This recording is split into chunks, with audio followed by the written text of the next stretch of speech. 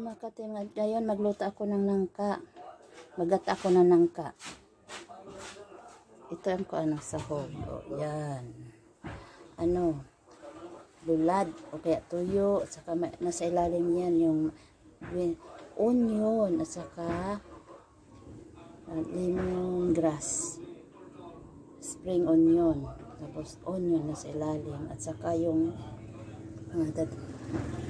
loya. Ito yung pinag-an ko na yung niyog. Saka yun. Pangalawang ko yan.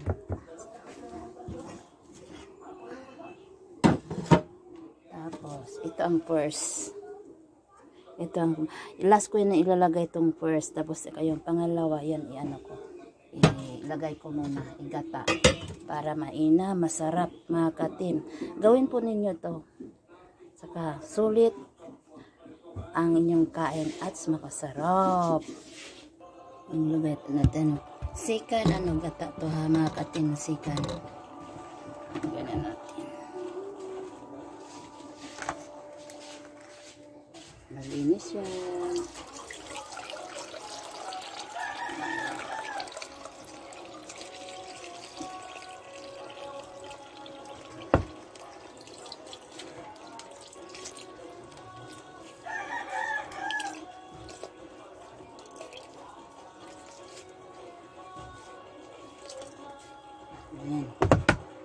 Then, ito na.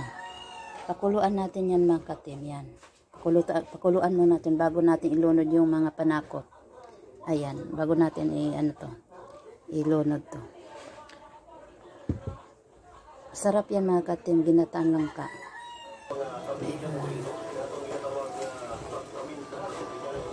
Pagkuha ko sa imong bulat ti oy. Sige para makuha. Para masarap.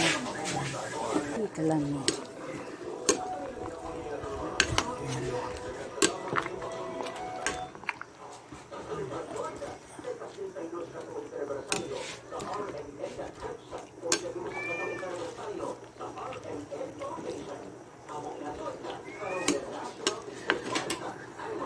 Masarap yung mga katim. Binataan langka. Yan mga katim, ilunod natin yung yung first na gata. Yan. Kasarap, diba? Paghaluan natin. Sibuyas lahong dahil. Moro tong sibuyas lahong gahapon na ite. Oh. Ay naman, sibuyas dahon. Sarap, diba? Tapos, lagyan natin ng asin kasi hindi pa masyado. Ang merienda bitaw ni sa kanday. Lagyan ng asin. Luto lang ko kaysa magpalit. Lagyan ko na ng asin. Kala ko na-record siya. Yun pa hindi. Gusto, magic sarap.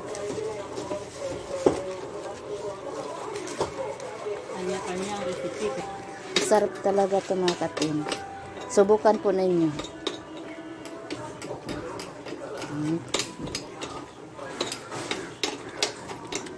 Sarap. Okay na. Daming kanin maubos nito. Thank you for watching mga katim. I love you all. Mga katim, gawin po ninyo magluto ng nangka. Masarap po. Unahin mo nyo na lagaon. Kumbaga, ginalaga na mo siya.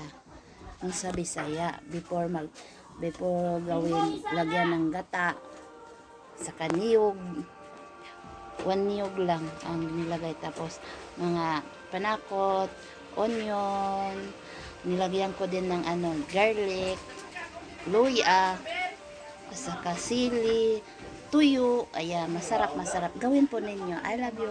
Maraming salamat sa walang sawa nyo mag-support sa akin.